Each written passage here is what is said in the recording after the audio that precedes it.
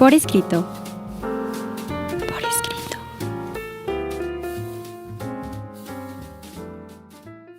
Eleva tus sentidos, estamos en un programa más en Radio Anáhuac, este es su programa Por Escrito y el día de hoy nos acompaña... ¿Qué tal? Sean muy bienvenidos, mi nombre es Cecilia Durán Mena y seguimos en nuestro afán de atrapar lectores y escritores para nunca dejarlos ir. Un servidor, Juan Carlos Padilla, los saluda también, no sin antes recordarle que por favor nos siga a través de todas nuestras redes sociales. Recuerden que estamos en Instagram, Revista Por Escrito, estamos en Facebook, Por Escrito MX, en X, @por escrito _ pueden seguirnos también por video a través del canal de YouTube en Revista Por Escrito o también en audio a través de Spotify Por Escrito también. Y recuerden que todos los miércoles en punto de las 9 de la noche tenemos una nueva emisión a través de Código Libre. Síganos, por favor. Mi querida Ceci, nos vamos de viaje en el espacio y en el tiempo. Nos vamos, mi querida. Vamos a nuestros pretextos literarios. Pretextos literarios. Ya en nuestros pretextos, Ceci, ¿cuál es el pretexto del día de hoy? Fíjate, a ver, te voy a dar un acertijo. Y este acertijo lo dijo Napoleón Bonaparte. ¿Qué es aquello a lo que el tiempo le tiene miedo? ¿Qué es aquello a lo que el tiempo le tiene miedo? Pues supongo que a ser olvidado o algo así. A las pirámides de Egipto. Ah, pues sí. A las pirámides de Ciertamente. Egipto. No hay, entiendo, Juan Carlos, un vestigio tan viejo como las pirámides que están en el Valle de Mena, en el Cairo, y creo que vale la pena que nosotros nos vayamos de viaje a lo que pasaba a la vera de la media luna del río Nilo y todo lo que esa tierra tan fértil en este delta del Nilo con el Mediterráneo sucedió y todo lo que se permitió gracias a esta gente tan inteligente, tan que vivió en un lugar tan bonito, tan lleno de colores, de luz, pero también que supieron vencer al desierto y que supieron escribir de una manera maravillosa, casi parecía que estaban pintando. Extrañamente fértil esa tierra en el espacio y en el tiempo. Uh-huh. Creo que la gran bendición de Egipto es, por un lado, el mar Mediterráneo, por supuesto, Sí, claro. y por otro lado, el gran río que lo atraviesa casi en su totalidad, que es el río Nilo. Y digo extrañamente porque, a ver, es fértil en literatura, Sí. por supuesto, porque es fértil en civilización, completamente.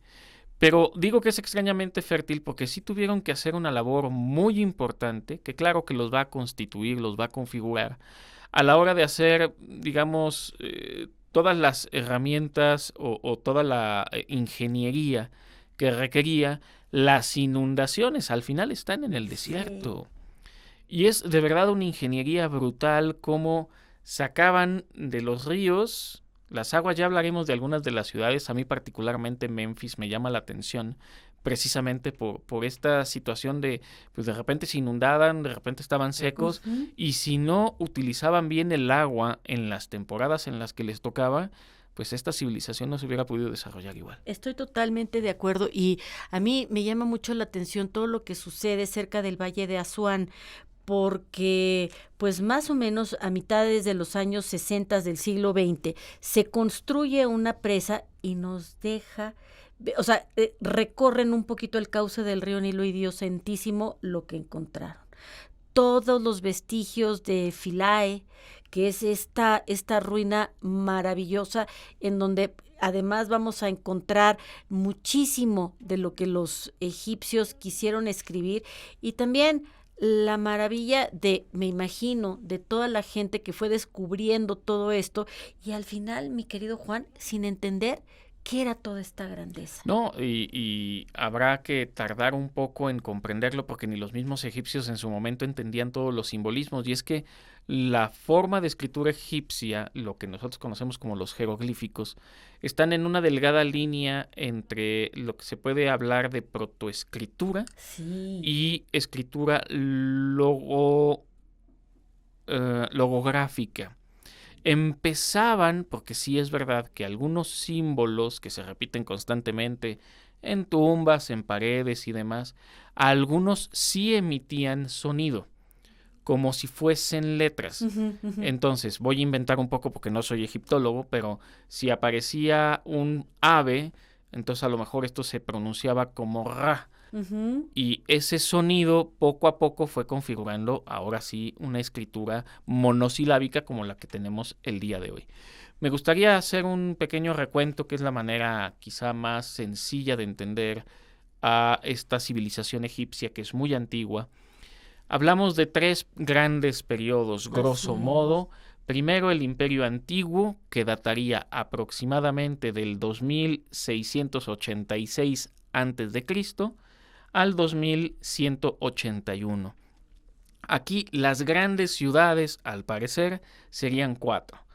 Heliópolis, Menfis, Hermópolis y Tebas, como las grandes ciudades de este imperio. Las ciudades pues van a tener sus auges, sus decadencias, y vamos a llegar a un imperio medio hacia el 2055, 1650 antes de Cristo. Por eso es que es una de las civilizaciones más antiguas. Quizás solo la mesopotámica es más antigua. Finalmente se habla de un imperio nuevo, que es muy viejo, del 1500 aproximadamente al 1050. Todavía esto no solo antes de Cristo, incluso antes de que los romanos hicieran su aparición.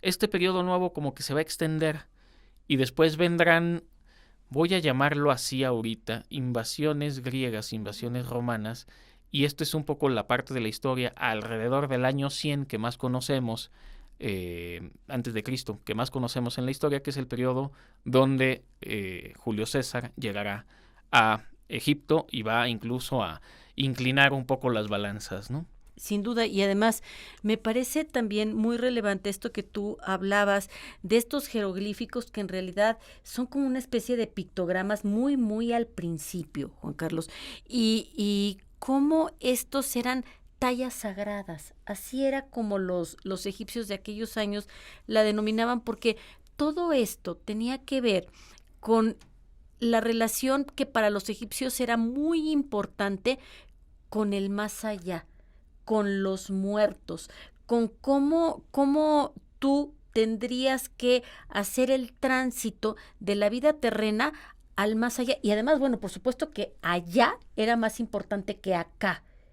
Y cómo entonces vamos a tener toda una especie de corte deidífica de dioses que van a estar representando, pues, no sé, al sol, al agua, al desierto, a la muerte, los juicios que van a hacer, y en fin, creo que ese dulcecito te lo dejo a ti porque tú sabes, o sea, a ti te gusta mucho todo el tema de quién componía como este Partenón egipcio, ¿no? Bien, sí, ahorita hago alguna referencia un poco al Partenón egipcio, no sin antes mencionar que, como en casi todas las civilizaciones, al principio hay un caos, hay un todo, hay una totalidad a partir de la cual surgen cosas, y esta totalidad, por ejemplo, estornuda, y al estornudar pues sale el dios del aire, y luego escupe, y al escupir sale el dios le llaman ellos de la humedad, que claro, es muy lógico cuando hablamos de Egipto, por eso refería al Mediterráneo, al Nilo, y así un poco de las partes del cuerpo, como en muchas otras civilizaciones va a ir surgiendo la idea de la creación para los egipcios, que lo que quiero yo acentuar particularmente, porque esto tendrá que ver con la literatura, es que los dioses egipcios son principalmente híbridos, es decir, mitad humanos, mitad animal. Pero ¿qué animales habría en Egipto? Bueno, ya hemos dicho que es una zona más o menos pantanosa, una zona más o menos desértica. Entonces vamos a encontrar, por ejemplo, a Sobek, que es mitad hombre, mitad cocodrilo. Vamos a tener Xmet, que es mitad león, mitad humano. Anubis es mi favorito. Vamos a tener Anubis, por supuesto, que es mitad chacal, hiena, como hiena, como perro. Obviamente va a haber también una devoción muy interesante, particularmente en una ciudad, a los gatos. Tenemos a Thoth, que es mitad también ave, mitad humano, y creo que esto es relevante para ir comprendiendo la mentalidad egipcia y de esta manera irnos metiendo a su literatura, a partir de los mitos, a partir de las leyendas, a partir de los héroes y lo que pueda haber el día de hoy. Pero de momento vamos cerrando esta sección y vamos a la siguiente. Vamos.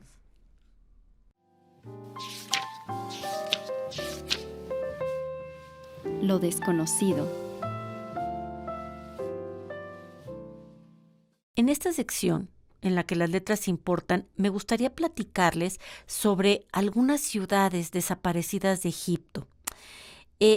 Quiero convocarlos a como invitación para utilizar su fantasía. Imagínense que de repente están en el desierto, que se está construyendo una presa y esa presa necesita que se desvíe solo un poco el cauce del Nilo. ¿Y qué se encontró? Se encontró una bellísima ciudad inundada. Estoy hablando del templo de Philae. Philae, que está muy cerquitita de la ciudad de Asuán. Pero lo mismo sucedió con Tonis, con Heracleón, con Canopo, que fueron sepultadas por el tiempo y desaparecidas de la faz de la tierra durante más de 1 milenio. Imagínense nada más, 1000 años, y lo único que se supo de su existencia eran referencias en algunos de los textos antiguos, en algún papiro se llegaron a mencionar, y las inscripciones que se encontraron en algunos lugares. Tonis era el puerto egipcio y Heracleón la ciudad en el templo de Hércules, situada en algún lugar de la costa de Egipto. Heródoto, el padre de la historia, este gran griego, dijo haberla visitado en 450 a.C. Cito: y los sacerdotes me dijeron cuando pregunté por Helena de Troya que Paris se la llevó a Esparta en barco hacia su propia tierra, y cuando llegó al mar Egeo, los vientos lo empujaron en dirección contraria hasta el curso del mar de Egipto. Y como los vientos no cesaron de soplar, llegó hasta el mismísimo Egipto, a la desembocadura canópica del Nilo, en cuya orilla estaba, y aún sigue de pie, el templo de Hércules. Este legendario relato que se encuentra en la Ilíada de Homero se entremezclaba con la historia ciudad griega de Egipto. Pero entre la historia que Heródoto puso en boca de los sacerdotes sobre el rapto de Lemna por Paris, la persecución del rey Menelao, que ya conocemos, indicaba que habían estado en una ciudad y en donde había existido un templo de Hércules. ¿Pero dónde estaba esto? Pues parecía que existía por ahí algo escondido en la desembocadura del Nilo. Tonis era la otra ciudad egipcia a la que se tenían referencias como un puerto de entrada al gran imperio egipcio, pero también había desaparecido de la faz de la tierra, así como el templo de Amón-Gereb. Los textos papiros antiguos siempre hacían ilusiones, en fin, a una serie de ciudades a la orilla del oeste del Nilo que desaparecieron: Canopo, Heracleón, Tonis, Menutis, Philae. La talla griega y la egipcia, la sobrecogedora estatua de más de 5 metros de granito dedicada al dios Api, que atrapa la vista al sumergirse en la sala número 30 del Museo Británico, hace resonar estas palabras de Heródoto, de Estrabón, que dejó constancia de que existieron ciudades y que estas ciudades, ¿dónde quedaron? Pues quedaron ocultas debajo del agua. Lo que sucedió es que de repente enormes y colosales estatuas quedaron debajo del agua. Templos que el día de hoy podríamos catalogar como de 5 pisos quedaron cubiertas por el cauce del Nilo. Pienso, por ejemplo, en la escultura de Arsinoe, que muestra esta enorme estatura y que es el comienzo de una serie de recuperaciones que se hicieron de las ciudades perdidas de Tonis y de Heraclión y estaban ubicadas para ser como ciudades espejo, como ciudades gemelas, y se trataba en realidad de la misma, de un importante puerto en donde se entraba a Egipto, pero que se hundió en la desembocadura del Nilo, cerca de la costa de Alejandría. Su historia y la de Canopo reviven entre las paredes del indispensable templo arqueológico en el corazón de Bloomsbury, con impresionantes piezas que abarcan desde la estela de granito a la bellísima escultura de Arsinoe, exponente de la fusión de las escuelas de Grecia y Egipto. Bueno, pues las ciudades perdidas, cuya ubicación y destino se trataban en realidad del mismo lugar, eran ciudades sumergidas, dos mundos perdidos de Egipto, y cuando la cultura griega se fusionó con la egipcia en la era ptolomeica y también en las profundidades de la desembocadura, desaparecieron estas ciudades, porque la impresionante escultura de Api abre un fascinante recorrido sobre todas estas bellezas hundidas de las ciudades de Cánopo y Tonis Heraclión. Fueron descubiertas en el año 2000, la eternidad bajo el agua. Eso es lo que muestra el sueño de estos arqueólogos que consiguieron también con un poco de suerte entrar en esta especie de Atlántida, en estos templos que tenían estatuas en el fondo del mar y que despertaron con el rigor de la ciencia.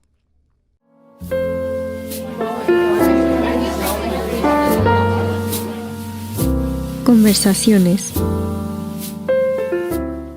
Hemos llegado a las conversaciones. Mi querida Ceci, ¿por dónde te gustaría comenzar a platicar de este país, de este territorio, de esta grandeza? Que no me gusta hablar de ruinas, me gusta hablar de espacios arqueológicos, de esta literatura tan impresionante que nos dio una de las grandes civilizaciones. Fíjate que, mi querido Juan, tú hiciste una división muy interesante y es estas ciudades tan antiguas que tienen nombres egipcios, estas ciudades que tienen herencia griega tanta que adquieren un nombre griego, y estas ciudades importantísimas que tienen que ver con la relación con Roma.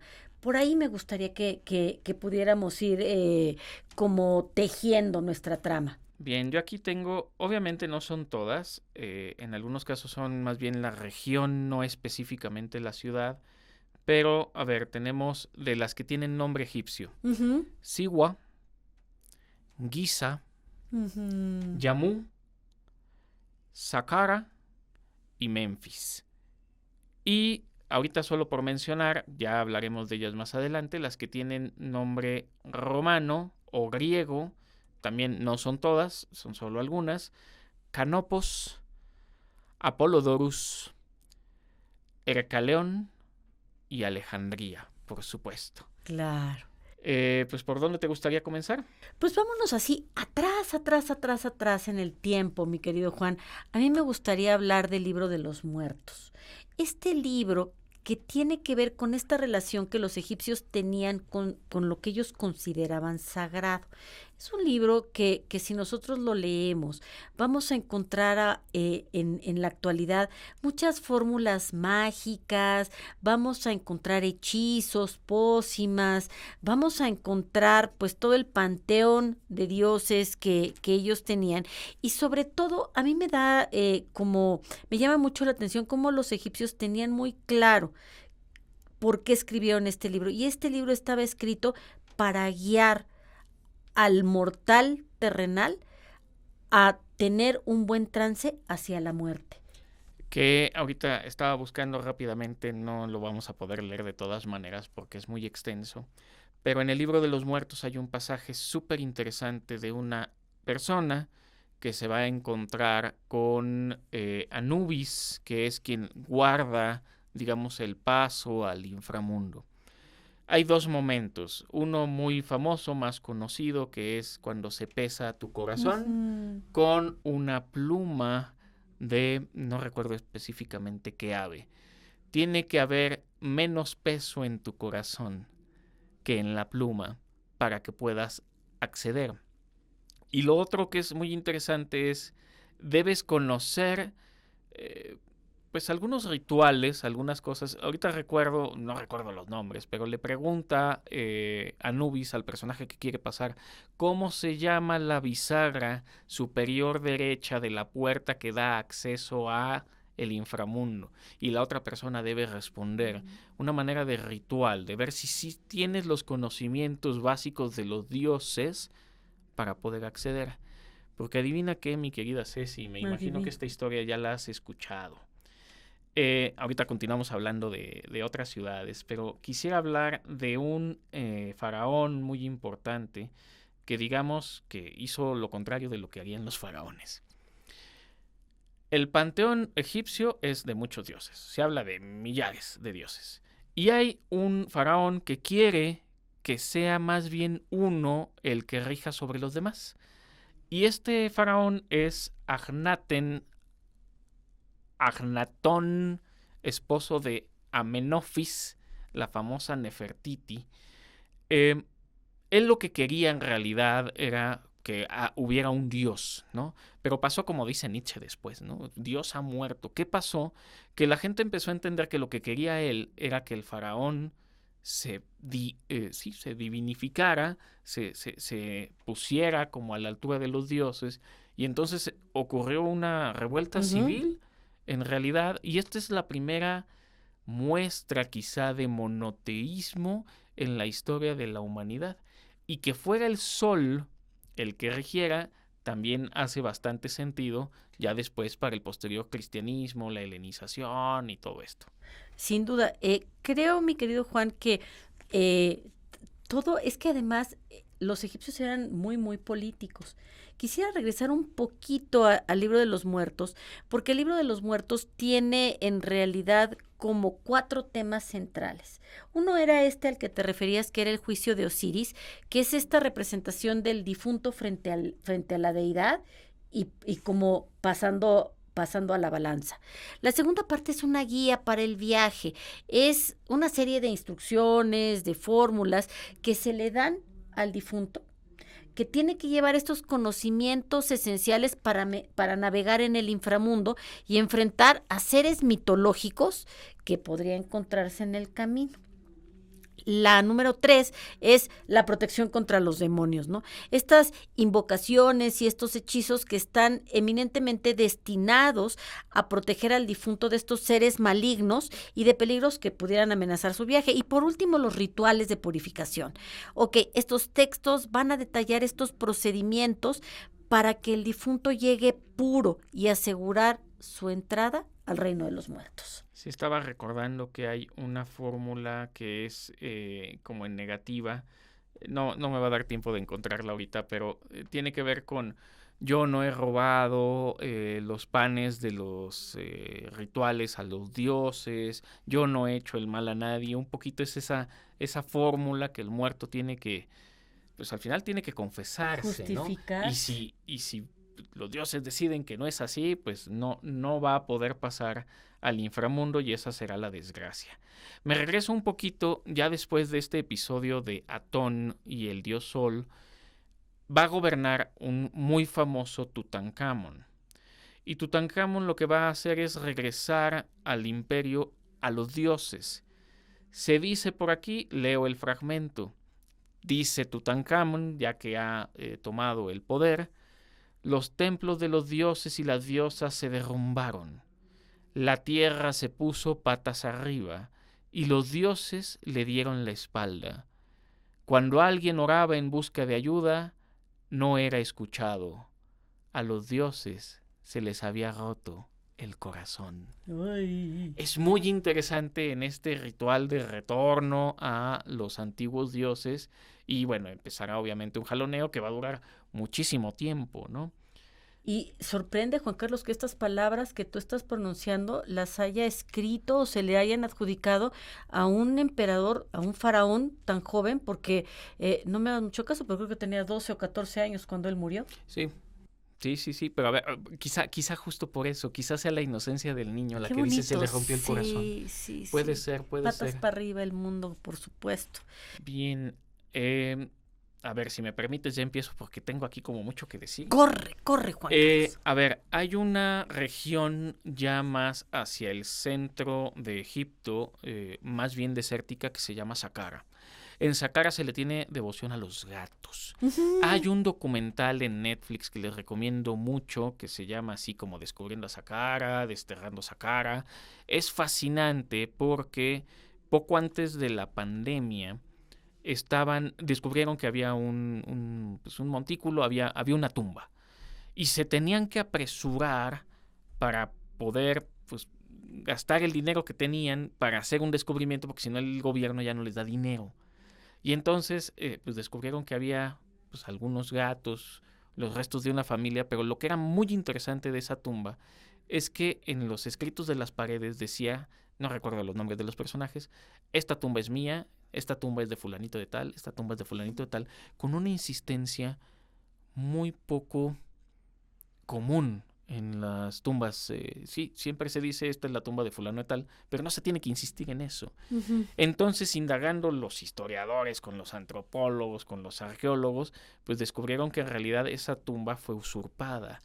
Y entonces, ¿quiénes son los personajes que están en la tumba? Y cuando finalmente sacaron los huesos, se dieron cuenta de que uno de ellos tendría probablemente malaria.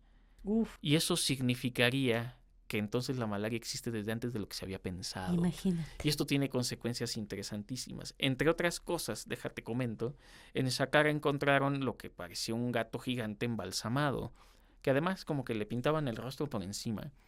Cuando ya lo pasaron por los rayos X o los aparatos que tienen para descubrir qué era, no era un gato. ¿Qué era? Un león, un cachorro de león. Vean ese documental sobre Saqqara, está en Netflix, no se lo vayan a perder. Qué cosa más interesante. Y bueno, si estamos hablando de los descubrimientos que se hicieron de las tumbas, de la riqueza de Tutankamón, que aparentemente no fue un faraón tan importante, imagínate lo que pasa con Ramsés II. Ramsés II fue verdaderamente la transformación, la plenitud del Egipto ya imperial, de este Egipto que mientras todo el Oriente y el Medio Oriente estaba padeciendo enfermedades, langostas, epidemias, a Egipto no le pasaba nada. Y de repente es Ramsés el que le da la bienvenida al pueblo judío, y bueno, ya después sabremos pues todas las penurias que pasa el pueblo judío en Egipto. Sin embargo, Ramsés es este personaje que tiene traspasos entre la literatura porque es como el primer faraón global que va a existir.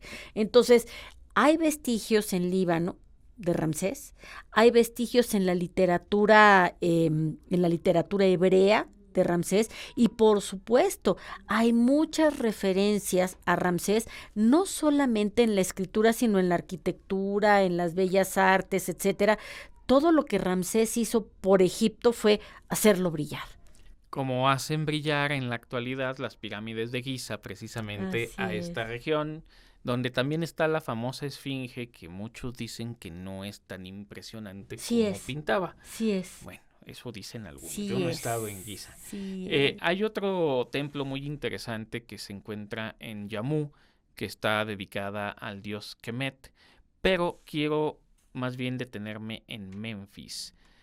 Esto le va a gustar a Cecilia Durán Mena y quizá lo recuerde porque no se menciona tanto en el libro de El infinito en un junco, pero resulta que Memphis es una ciudad más bien inundada, un poco a la manera de Ámsterdam, como lo conocemos el día de hoy, lleno de canales donde los juncos se daban en abundancia. Y como ya hemos aprendido, es a partir del junco que se hace el papel que los egipcios van a brindar al mundo, a partir del cual se van a empezar a hacer los papiros. Que a la postre terminarán siendo después los libros.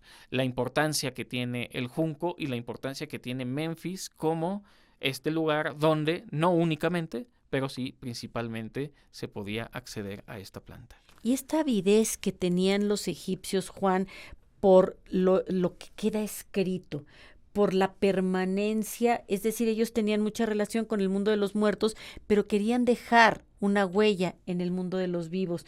Y de repente, bueno, pues, ¿cuál es la biblioteca más antigua que, si yo te pregunto, tú podrías mencionar? Estábamos hablando de algunas ciudades que adoptaron nombres. Fíjense cómo creo que en realidad se da una conquista ahí. Ah, sí. No sé qué tan cruenta pudiera haber sido, qué tan civilizada haya sido, pero que se llame Canopos, Apolodorus, Heracleón o Alejandría, que es a la que se está refiriendo Ceci, pues habla también del impacto tremendo que tuvo sobre el territorio egipcio la llegada de, bueno, en este caso el macedonio Sí, Alejandro Magno, pero bueno, Claro. estamos hablando de los griegos y de los romanos, por supuesto. Y fíjate qué bonito, mi querido Juan, porque además sí hemos tenido, gracias a pues a lo que se ha conservado de la cultura egipcia, una cantidad de cuentos, de mitos y leyendas, de historias morales, de aventuras de personajes a lo mejor no tan imperiales como el faraón y su corte, sino gente de a pie, relatos humorísticos, Juan, lo que nos hace reír. Lo que hacía reír a los egipcios, tal vez nos siga haciendo reír a las personas del milenio, ¿no?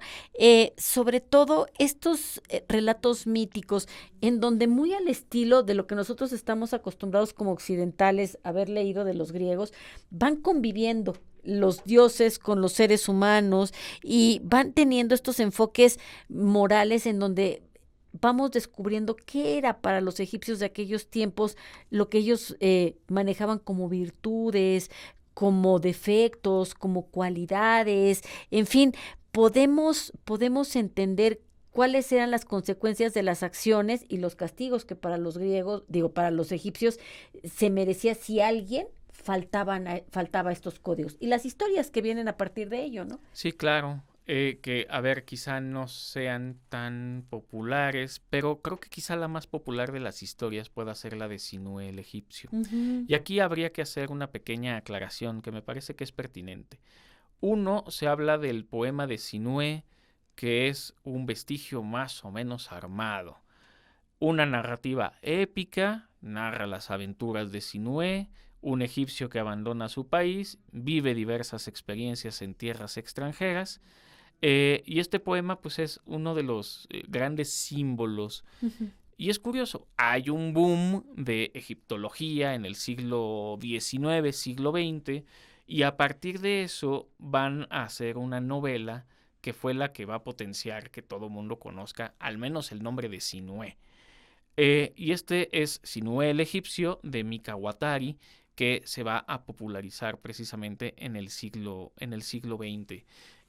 Me acordé de un chiste que contaba un amigo de apellido Sabido. Uh-huh. Él decía que le iba a poner a sus hijos Sinué, Noá y Nia. Así sería, ni ha sabido, ni he sabido, ni si ni ha sabido. Muy bueno.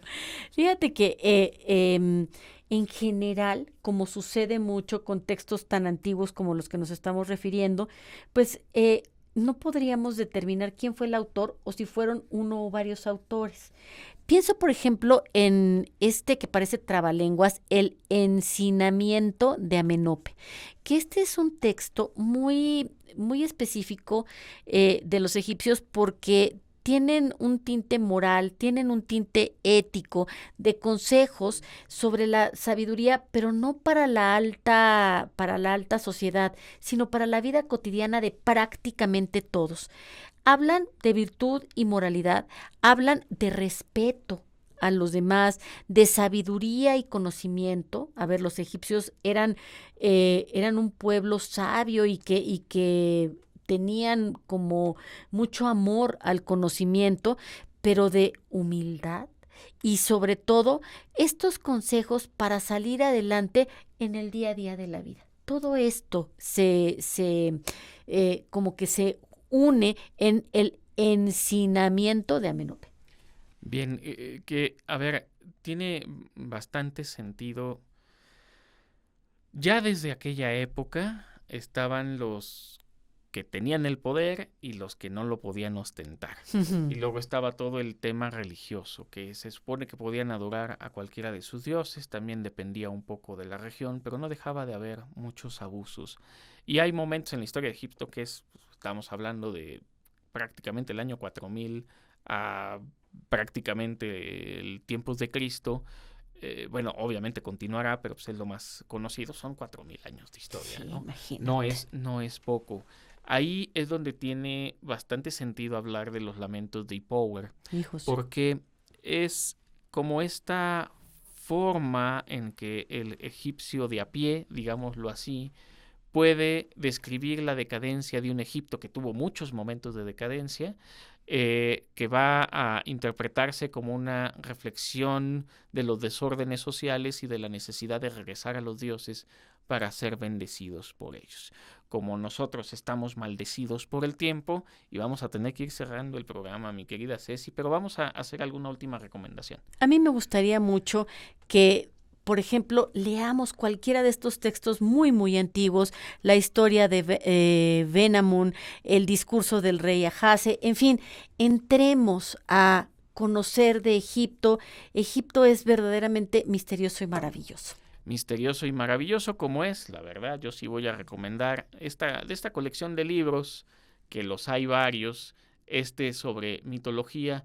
Yo sé que no es un libro especializado, pero creo que es una gran referencia, son lo que podríamos denominar los libros de consulta. Son libros bien bonitos. Son libros bien bonitos, están ilustrados, están bien explicados y aunque sea de manera un poquito superficial al inicio, esto es lo que nos permite después adentrarnos y buscar textos críticos o textos antiguos para tratar nosotros también de hacer nuestras propias aproximaciones.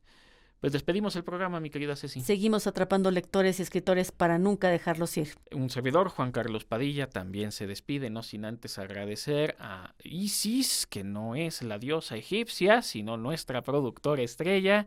También está Mariana Velázquez, que nos ayudó ahí en controles. Que su vida literaria sea gozosa. Ultimátum.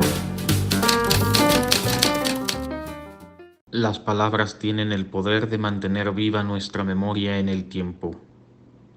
El libro de los muertos.